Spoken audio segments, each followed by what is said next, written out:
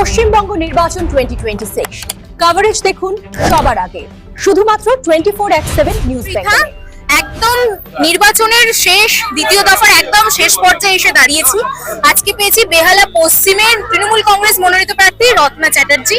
দিদি, কেমন লাগছে? আজকে তো সায়নিদি আপনার সভাতে এসেছিলেন, সায়নির বক্তব্য আপনারা শুনলেন। ও অত্যন্ত যুক্তি দিয়ে সুন্দর করে বলে এবং ওর বক্তব্য শোনার জন্য সারা বাংলার 294টা প্রার্থীর এলাকা মুখিয়ে থাকে। আমাকে সায়নী কথা দিয়েছিল আমার নাম ডিক্লেয়ারের আগেই যে রত্নাদি তুমি টিকিট পেলে তোমার একটা মিটিং আমি করে দেবো। কালকে লাস্ট প্রচার, আজকে এই শস্যনা এলাকায় পড়ে গেল এবং প্রচুর মানুষ এসছে সায়নীর বক্তব্য শোনার জন্য। এবং সায়নীর বক্তব্য শুনলে বহু মানুষই বিজেপি যদি ভেবে থাকে যে ভোট দেবো 29 তারিখ, তাদের মন ঘুরে গিয়ে তৃণমূলকে ভোটটা দেবে। আরেকটা প্রশ্ন, যেটা হচ্ছে মুখ্যমন্ত্রী কালকে আপনার সভা থেকে অনেক বক্তব্য রেখেছেন, সে বিষয়ে দেখেছি। যেটা হচ্ছে আপনার কি মনে হয় বিরোধীর যে নিহার ভক্ত দাদা দাঁড়িয়েছেন, ইন্দ্রনীল খা ডক্টর উনি দাঁড়িয়েছেন, সে বিষয়ে কি বলবেন আপনার? আমি একটা কথা বলি, আমি এতদিন প্রচার করেছি, বক্তব্য রেখেছি, আমি কোথাও তৃণমূল বিজেপি প্রার্থী বা সিপিএম প্রার্থীর নাম তুলে আমি কোথাও বলিনি। আমার বক্তব্য দলটা, আমার বক্তব্য বিজেপি, আমার বক্তব্য সিপিএম, আমার বক্তব্য কংগ্রেস। আমি ওদের নীতি নিয়ে কথা বলেছি। ওরা যে বাংলার উন্নয়ন করতে পারবে না সেই নিয়ে মানুষকে সচেতন করেছি। দেখো, ওনারা প্রার্থী হিসেবে দাঁড়িয়েছে, সব দলই প্রার্থী দিয়েছে, ওনারাও প্রার্থী হয়ে দাঁড়িয়েছেন। ওনাদের সম্বন্ধে আমার কিচ্ছু বলার নেই। শুধু এটুকু বলবো, বাংলায় মমতাময়ী মা আছেন, ব্যাস, মাথার উপর ছাদ। মমতাদি মা হচ্ছে আমাদের মাথার উপর ছাদ, উনি থাকলে বাংলা ঠিক থাকে। আপনার মনে হচ্ছে কতটা লিডে আপনি এবারে জয়যুক্ত হবেন? কত মনে হচ্ছে? 40-50 হাজার। 40-50 হাজার। আপনার একটা প্রশ্ন থেকেই যায়, আপনি মহেশতলার মেয়ে, আপনি এইখানে পশ্চিমে দাঁড়িয়েছেন, আমিও মহেশতলারই মেয়ে। তো সেই বিষয়ে কি বলবেন? ওখানে সুভাষিস দা আপনার ভাই, আপনি এখানে, লড়াইটা কেমন হচ্ছে? ভাইয়ের সঙ্গে তো আমার লড়াই নেই। বাবার থেকে কতটা, মানে যেহেতু দুলাল দাস প্রেজেন্ট বিধায়ক, বাবার থেকে কি অ্যাডভাইস নিচ্ছেন? দেখুন, আমি সত্যি কথা বলতে কি একদমই বাপের বাড়ি যেতে পারি না, কারণ আমার এখানে এত বড় সংসার যে সেটা সামলাতেই যাওয়া হয় না। বাবার সঙ্গে মাঝে মাঝে কেমন আছো, বাবা জিজ্ঞাসা করে তুমি কেমন আছো, আমি জিজ্ঞাসা করি তুমি কেমন আছো। ভাইকে বাবা অনেক গাইড করছে, কারণ বাবা দুবারের এমএলএ, তার আগে আমার মা এমএলএ ছিল দুবারের। তো একটা পরিবার থেকে মা বাবা এমএলএ ছিল, সেখানে ছেলে আজকে দাঁড়িয়েছে, মেয়ে বেহালায় অঞ্চলে লড়ছে। স্বাভাবিকভাবে বাবা মা তো চিন্তা করবেই। বাবার সঙ্গে শুধু আমার ওইটুকুই কথা হয়, কি করছো, কেমন আছো। ভাইকে অনেক আমার বাবা দিচ্ছে, আইডিয়া দিচ্ছে, গাইড করছে কিভাবে, কারণ বাবা মহেশতলাটা হাতে তালুর মতন চলছে।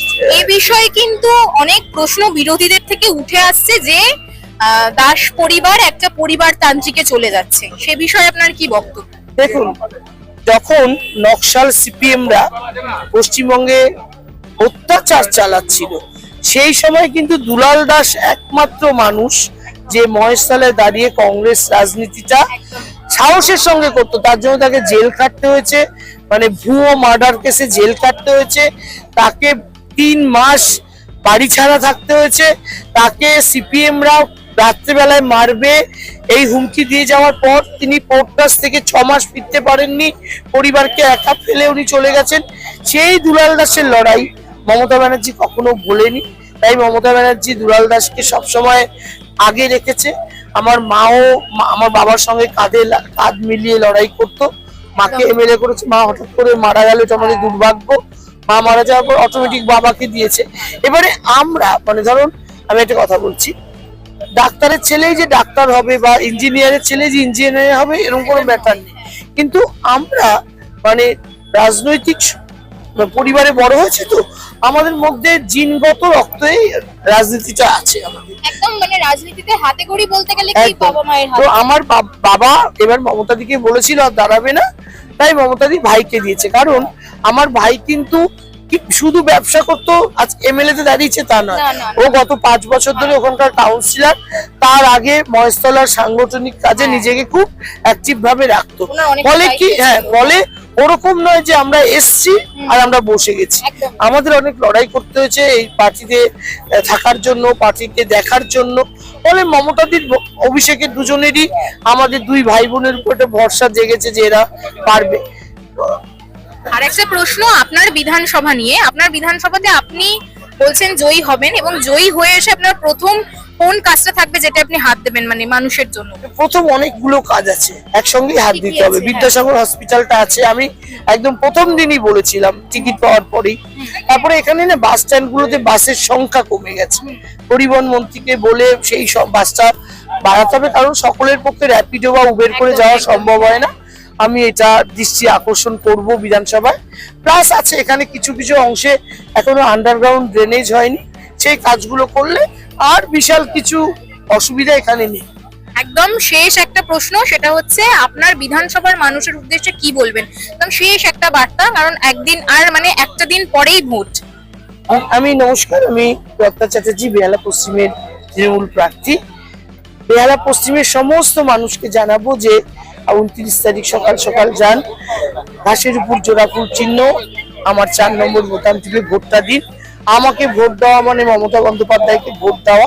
মমতা বন্দ্যোপাধ্যায় হাত শক্ত করলে বাংলা নিশ্চিন্তে বাঁচবে, বাংলা সুরক্ষিত থাকবে। গুজরাটি ভাইরা এসে বাংলাকে গুজরাট বানাবে।